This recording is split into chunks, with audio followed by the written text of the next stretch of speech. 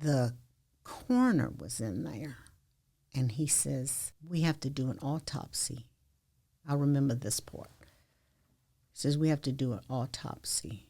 Where do we bring him after the autopsy? And I remember looking at him and saying, an autopsy? Why are you doing an autopsy on my child? Please don't do that to my baby. My baby's been through enough. Blake was the baby. He's been through enough. Why would you do that? I just remember telling him that over and over, and he just kept telling me, I'm so sorry, I'm so sorry.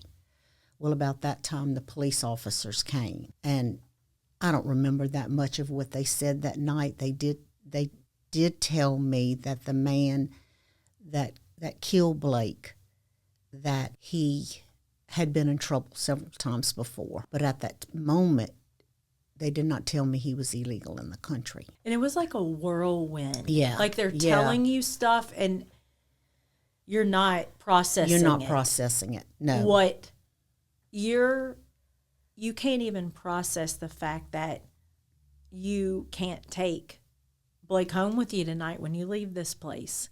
So, in your bodies, you're just in shock. So all those details, like that he got away, they can't find him, but they know he's illegal. It was just like a big blur. Yeah. Yeah.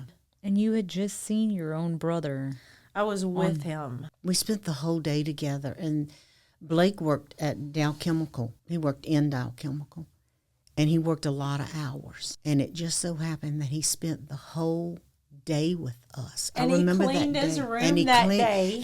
And he never cleaned his room. He never cleaned his room. And he cleaned his room that day. His room was clean. All the clothes were picked up. And he was singing that song. He was blaring a song that a friend of mine wrote. When I get where I'm going, there'll be only happy tears. He was blaring that and singing that. When I said, Blake, do you know who wrote that song? He said, who? I said, Rivers. And he said, come on. And I said, yep. And he was like, that's so awesome. Well, he was just blaring it.